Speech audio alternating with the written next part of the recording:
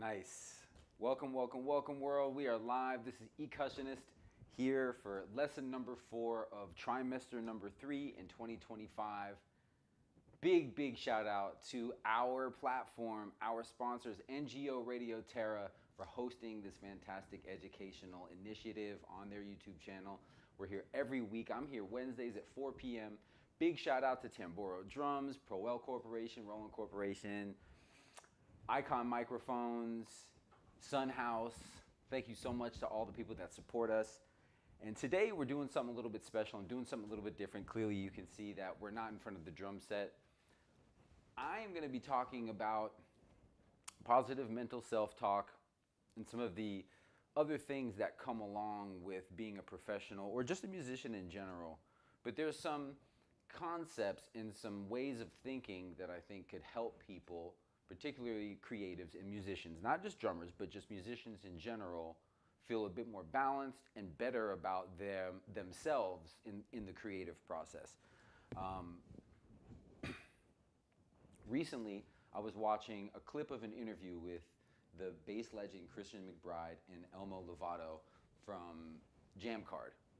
And they were just talking about this weird sort of pattern that musicians seem to have, which is like this self-deprecating sense about themselves right after they got done performing. And I don't think that any other profession does this. And that's one of the things that Christian McBride was saying, is that he thought that this came at a certain era. Like it didn't exist in the 80s, and then kind of in the 90s he was insinuating this self-deprecating mentality that particularly jazz musicians had, but musicians in general, I guess, about their playing and about themselves. This happened in the 90s, and I guess it continues through. I remember when I attended college starting in 2002 through 2006 in New York City at the New School, and my own mental capacity for self-love and my own articulation behind these concepts wasn't in place yet. But I was constantly wrestling with my own self-worth through performance and through the lens of my craft, maybe through the lens of my perceived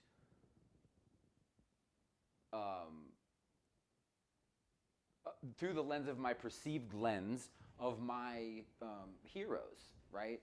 And I say that it's a perceived lens of the lens because I don't know, some of my heroes weren't even alive, and yet I'm judging myself based on what I think their view of me would be, which is ridiculous. So that's just one example of some of the mental drudgery that we take ourselves through. And let's get right to it. Sometimes we have to be honest with ourselves if we feel like we didn't do a great job, but most of the time, in fact 99% of the time, I would urge ourselves to be on the mental side of give thanks for another opportunity to play music.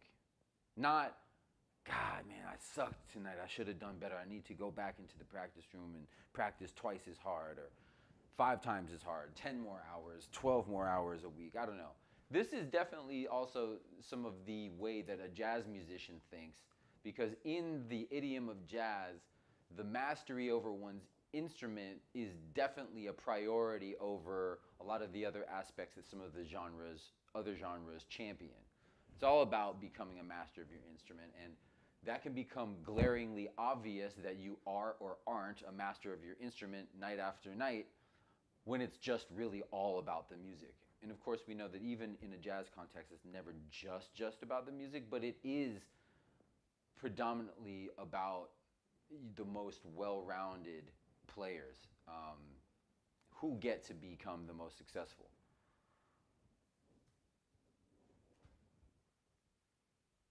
We have to practice awareness to become aware of our internal conversations.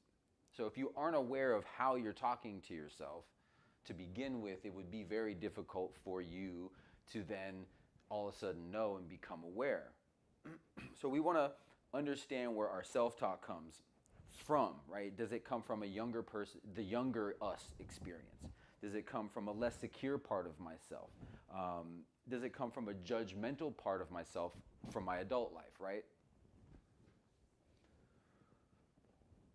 We want to encourage improvement, though, and that's what I'm talking about here. We want to encourage how we can tell ourselves maybe what we could have done better, but what is also true of the moment. What is also positive about this moment? Yeah, you can very well be introspective, and we admire introspection in ourselves and in others. But don't forget to also tell yourself what is also true about you that is in a positive light. And you'd be able to come up with a lot. And even if you couldn't come up with what one would consider a lot, one or two things is enough to put on that pros list against the cons about oneself. We want to practice reinforcement, all right? We want to practice reinforcing the positive self-talk. Notice how it feels after you say the positive things to yourself. Notice how the alchemy changes. Notice how the energy changes. This is also how, if we're talking about like some of the larger concepts of manifestation in life, like the law of attraction, like these are the types of things that generate that good feeling. And it's that good feeling that helps us hold on to the things that we want. Send it up to the ether, and that ether brings it back down into our lives, right? So that's how we do it. We want to make sure that we notice the difference. And once we notice the difference, we can start manifesting more of that general good feeling, and we can double it, triple it. And that's all about this positive self-talk stuff, right? And that brings me into something that I think all musicians can use, which is, a mantra, if you will. And it's more of an equation, actually. It's preparation minus self-interference equals performance. I'll say it again. Preparation minus self-interference equals performance. All right? Now, what this means is that however much you get yourself together for this performance or this show or this routine or this exam is what it is. And the outcome of your performance is based on whether or not or how much of self-interference you had, right? So preparation minus self-interference equals the outcome of your performance. And it's really that simple. But most of the time, some of the negative perception about our performance comes from the self-sabotage or the self-interference. So even if you prepared really well, if you have a high level of anxiety that could possibly lead you towards self-interference or self-sabotage, that can affect the outcome of your performance. And we can think of a lot of different examples like this. How do we combat this negative impact on our performance if we don't really know how to pinpoint what our self-interference is? Right? Maybe that self-interference is that we didn't prepare enough. And simply the lack of preparation met us head on in the moment and we didn't have whatever together. Perhaps it's that people have inebriation problems, people have addictions, people have bad habits that can contribute to them not being present in the moment. That can affect, that's certainly self-interference or self-sabotage. That can also affect however much preparation you did, and then the performance comes out like whatever it is, right? We can take this list and go on and on and on, and I admire all of you out there who could possibly be sitting there and thinking to themselves, what is my self-interference? Think about that just as you would think about pinpointing what is your negative self-talk. Chances are the two of these things can be related. So it's really, really important that we become more self-aware about ourselves.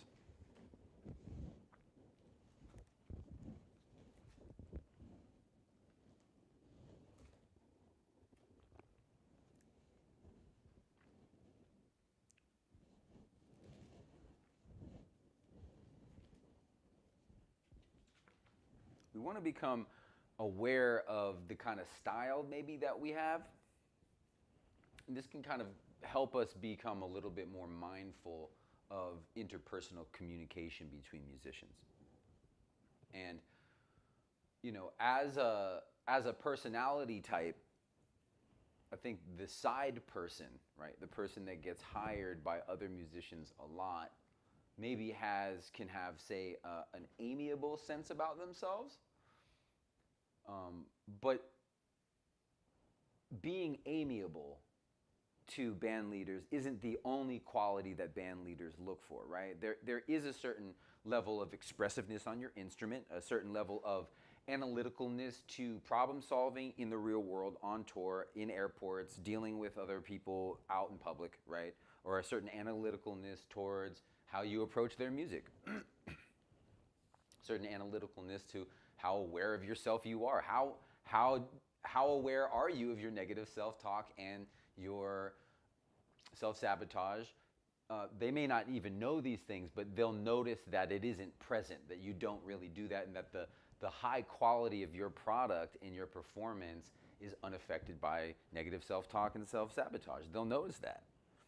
Then there's the aspect of you being a driver, right? And I think that if we're just like looking in a binary way at the side person versus the band leader or the leader, we could splice that into a binary definition that the band leader could be the driver and the side person is the amiable one. I'm sure it has worked in the past where maybe it hasn't worked well, but it has happened in the past where some of the band leaders are amiable and with a lot of driver type personalities as side people. That could be problematic. There could be a mutiny there. However, understanding who we are within like a professional context and also within, let's say, a romantic context or a musical creative context is super important because it can allow us to know what kinds of collaboration partners we want to pair with. If you're an expressive person, it might help that you find an amiable, analytical style person to work with. I'm not saying that two expressives can't work together, but it just tends to be that opposites attract and that balance, like the yin and the yang, is important whenever we get into collaborations. Let's talk about what some of the strengths and weaknesses of these personality types are. So we've got the analytical personality type, and some of their strengths are that they're very objective, they are very rational, they're very controlled. Sometimes they're precise. Most of the time they're precise. And then sometimes on the weak side of the things, on the shadow side of that, for the analytical person, they can be aloof or very picky or impersonal, blaming sometimes, if not even completely self-righteous. And you can let some of those things get away with yourself if you're not careful. If you're a driver, some of the positive aspects of you can be that you're decisive, you're tough, you're candid, you're efficient. On the shadow side of that, though, if we're not careful about how we treat people, about how we talk to people, about how we're mindful of ourselves, how we talk to ourselves, we can be autocratic, we can be overbearing, insensitive, we can be pressuring or pressure-filled and anxiety-ridden, and maybe even kind of cold. It can come across as being sort of cold. So it's important that if we're a driver that we understand maybe how to infuse some warmth into what we do, potentially if we're band leaders. As an expressive, and I know this one really, really well, is that we are expressive. We're very articulate. We have a good sense of humor. We're energetic. I'm kind of talking about my sign as an Aquarius right now. But we focus on vision. We focus on promotion, right? We're really good at that. However, on the weaker side, on the shadow side of things, we can be sort of loose cannons. We can be excitable in an unprofessional way. We can not be focused. We can sort of lack detail. And I have to watch that within myself. I need to definitely measure twice and then cut once, if you will. There's also on the shadow side of those expressives like myself, we can also be conceited. So we got to be aware that we're not letting our ego run away with ourselves and that we acquire humility as a real virtue. And then last but not least, the amiable personality type with strengths in being supportive, with strengths in being empathic, loyal, reachable, understanding and reliable. amiable people can be. However, they can also be pushovers and overly compliant, and they can be perceived as soft.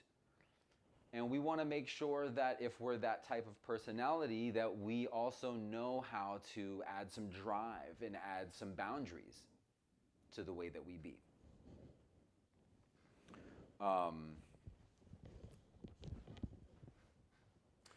And I think that understanding our capacity to deliver our most authentic self stops us from the moments where we could self-sabotage or have negative self-talk, right? The understanding of yourself and that level of consciousness, while not overthinking, can really, really improve your interpersonal communication with other musicians, with other people in your life that you really care about. Because the stage, the home, the community are interpersonal spaces. They can be intimate spaces even. So it's important to understand who you are and how you move and how you like to move and how you'd like others to treat you and how you'd like others to move with you in your life. Really important to understand how we do that. And that kind of leads me to the next thing about flexibility, right? This is how important it is, or this is the most important thing, that we be flexible, because Lord knows that when we get out in any professional field, things don't always go our way. In fact, most of the time we're dealing with new things coming at us every day. It's always something, particularly in the music field, particularly in the service industry and in the entertainment industry. And now there's always a new term of service. There's always a new power structure change. There's always a new regime change. There's always a new opportunity and a new person in town with the new goods. And it can get maddening. So we need to be flexible, or else we can break within, or else, not literally, but metaphysically or emotionally, it can be very tough. So we want to understand how we'd like to be treated for others to be able to fall in line with that. And so, there are some strategies that we can adapt, and connecting them to those 4 personality types can really be helpful, right? So in order to be flexible as an analytical person, it's being aware of your pacing and being aware of your attention to detail. It's about keeping your body language a little bit maybe more reserved, and giving some space when interacting face-to-face with people. Being precise with your information is really, really important, and backing it up with documentation really, really helps. Now, I want to be clear. This is when you are being flexible to these personality types, right? Like, this is about being adaptable. Flexibility is adaptability. So let me read that again for you from being very clear about that lens. When dealing with analytical people who maybe have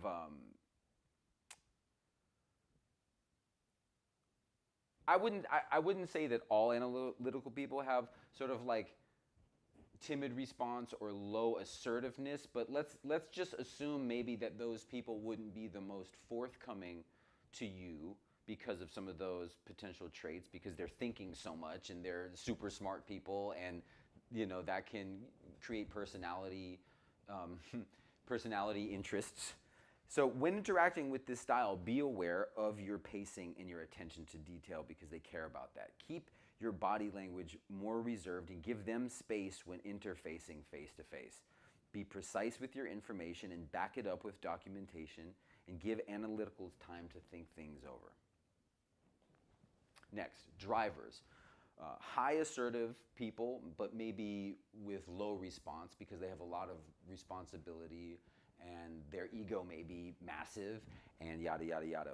So be aware of time and be aware of knowing your agenda when stepping into the conversation. Don't meander. Drivers like to get down to business quickly and appreciate directness and confidence. They like to see results and performance. we want to talk in terms of the job at hand or the task at hand and provide both the pros and cons to them. I wouldn't be confrontational or uncertain. Um, we don't want to go in ever overly thinking, are we being soft, are we being too much? But again, knowing how you do in these particular situations and then how to be flexible or amiable to the people that you're talking to whose personality might be different from you is really important. Now, you might be thinking, how does this apply in a musical situation? But at least with these first two examples, it's sort of about, let's say you're talking about the music after rehearsal and you're talking about maybe some differences in opinion about how something can be approached. The way that you talk to your band leader, if they are an analytical person versus if they're a type of a driver, would be helpful to know. How you talk to them would be helpful for your agenda, for your perspective, to get that across. So let's get back to it. When being flexible or adapting to somebody who's an expressive, which may be a high assertive personality with a high response because they like to talk, keep the pace fast and keep it upbeat. They like to know who they're dealing with, and it's important to touch base with them on a personal level at first because that matters. Authenticity matters to everybody, but especially to these expressive people. They value trust, they value relationships, so we want to talk in terms of how the project or the task will potentially benefit them. They also thrive on attention and acknowledgement. So it may be difficult if you're somebody that really feels a type of way about giving acknowledgement and that's somehow associated with ass kissing. But there is a fine line. However, I think that knowing who you are brings confidence in yourself and not having negative self-talk or some of the self-sabotage things in your life can really help your confidence and help the consistency in dealing with people. And it can kind of help in your ability to compliment people and acknowledge and give attention where it doesn't dilute your own sense of self. And that's really, really important. To be able to sort of give that to others is a really, really powerful tool, right? To give it to others without it subtracting from you. And then lastly, with the amiable person who might be low assertive in terms of their immediate personality type, but high response because they care and they're very thoughtful. We want to slow the pace down because they're not super expressive, right? We want to put the emphasis on the relationship and allow for comfort to ensue. They will also want to know who they're dealing with, much like an expressive. But they're concerned with things a bit differently. You know, they're concerned with the well-being of others. They also emphasize how the department, their organization, the band, or the team will benefit. Leave time for the general conversation and involve them with decisions because chances are they won't be the type of people that will come to you first and ask. They are not the expressives or the drivers, right? So the amiables and the analyticals, they kind of maybe hang out even though they're very different. And then the drivers and the expressives, they might hang out a little bit more even though they're very different. And I think it's super important to realize that we're all a little bit of all four of these types of people. It's just that one or two usually dominate.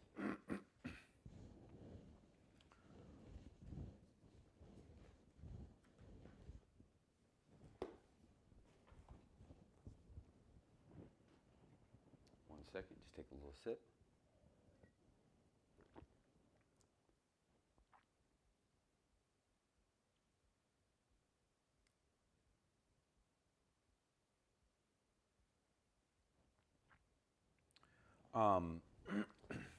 I want to switch gears right now and talk a bit about the physical aspects of what it is that we do as musicians. And I just want to talk about some things that I think are basic, but because sometimes we're creatures of convenience, not musicians, but humans in general, we tend to want to maybe take the easy way out on things. And taking the easy way out in, say, leaning over to pick something up can really mess your back up.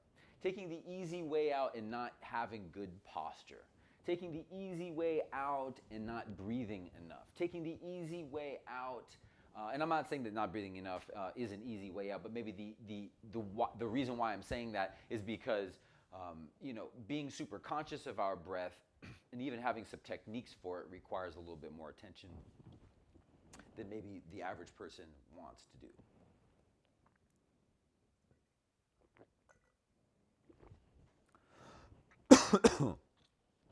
Hydration. Hydration is super important. So some of the physical aspects of what we do as drummers is reach for things that are on the ground that may be lower than our center of gravity and not standing up and getting directional. So I'm going to take this remote control and I'm going to set it down here on the ground. And what I'm going to do is, actually I'm going to set it right here. I'm going to show you how not to reach for it, all right? So don't reach for it with like facing this way and going this way. If it were on the ground, don't sit in the seat and then lean towards the ground. Always stand up and try and face the object and then bend with your knees, right? Bend with the knees. An example of bending with the back would look like this. You see the curve? Keeping my back straight, bending with the knees, picking up the remote, turn around and face the thing. Drummers don't have a lot of space behind their instrument, and oftentimes we're put like on the very back of the stage, sometimes with the one leg of our three-legged drum throne potentially sticking over the edge, right, of the stage. It can be very dangerous being behind a drum set. There's not a lot of space. So sometimes there isn't a convenient way for us to stand up, turn this way, and then pick something up. But we really want to try and do that every time, right? Which is why when you start like setting up your drum set, understand that you should definitely be coming from a bent knee standpoint, right? We want to maybe like on the ground like this or with two knees. Tuning drums. Using our hands to brace ourselves to get up. Be mindful of your body, because when you move really fast, when you show up late, when you don't give yourself enough time for things, it can really put you in a frazzled mind frame, and then we're not conscious, we're not mindful, we're not aware of how we're moving our bodies. And that's when we can throw our back out. Right? I want to emphasize how to not hurt your back when you're bending down, right?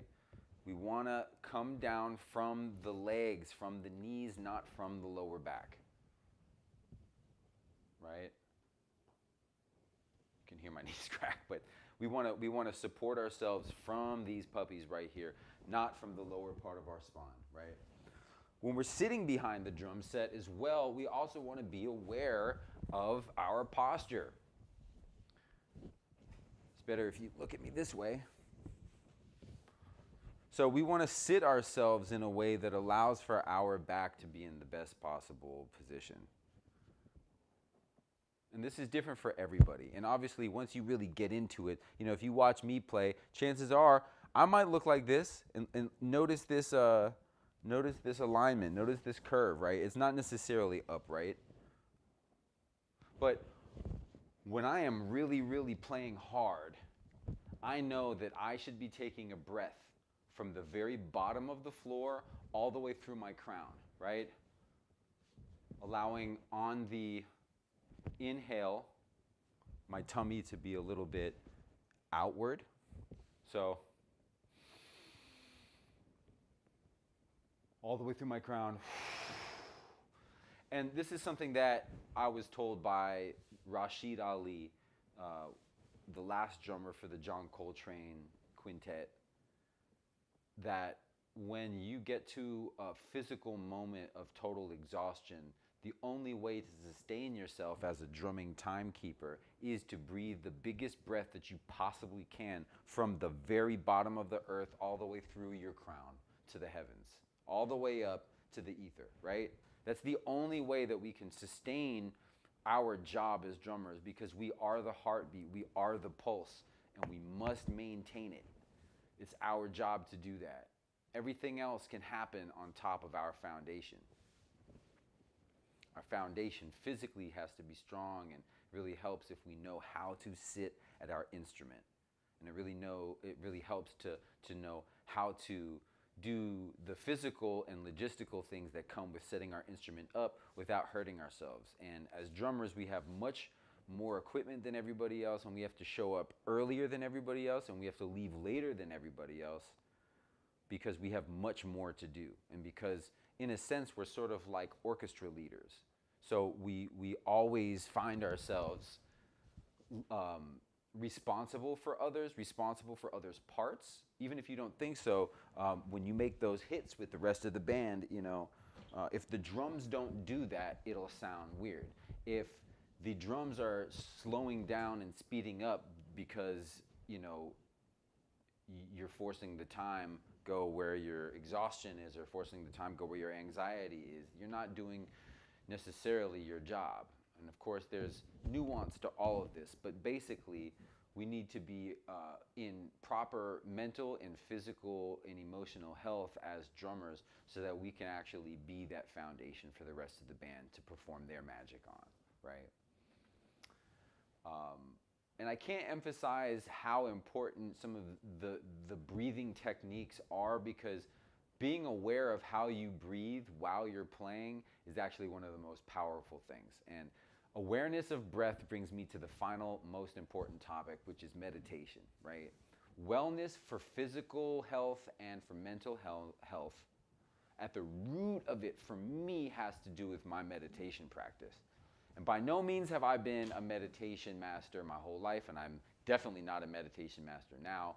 Far from it. In fact, I am an amateur in the game of meditation, although I've been aware of it for over 30 years, well, over 40 years, I guess. I'm 41 now, so there's no way I could be aware of it when I was 1. However, as a really, really young boy, I came from a family of meditators, and I was aware of this prospect of being able to listen to my breath, and then listen to my breath so deeply that I, essentially fallen into a beautiful trance of joy and peace. Now, that is sort of like a pie in the sky idea, of nirvana and enlightenment and things that maybe people don't even think they can achieve. But the fact of the matter is that I believe that the main source of inner peace that we can ever get in this universe is deep inside of us. And that comes from our ability to go inside, and how we go inside is to use our breath to do so. It is the tool, right? And so if the main tool to go inside to our inner universe is the breath, and the main tool to sustain our job as drummers is our breath, then there's got to be some connection to that, right? And if the ability for us to continue this in a professional way, performing night after night, is happening, then we can trace it all back to the fact that we had positive self-talk and very minimal self-interference and self-sabotage. We can trace that all the way back to the fact that we were aware of how flexible and adaptable we needed to be, and that we were introspective and aware of what our personality types were, right? Are we analytical? Are we amiable? Are we expressive? And are we driving? And all these things can really help you become a much better human being. I don't even think this is always about being a creative or being a musician. So just be aware that all these things are techniques and tools and concepts that are at your fingertip, and they're deep, not even deep, they're right here on the surface of your inner being for you to just go ahead and tap into this stuff, all right? So without over talking anymore, I'm going to go ahead and leave you with these concepts. I appreciate you listening today, and I hope that these concepts have been helpful. Please email me at ecusionist, that's ecussionist @gmail.com, if you have any questions about these concepts. And I want to shout out to my mentor on this, Hank Feiger, for teaching me all about these concepts. And I have applied these concepts to the creative space and the creative world. And I look forward to sharing more on these topics with you as we keep on going and studying together. This has been lesson number 4 of NGO Radio Terra's free lessons for all ages and all levels. Every week, Wednesdays at 4 p.m., I'm here rocking out with you. And we'll be back next week at 4 p.m. with some more drums. Thanks so much. Have a great day.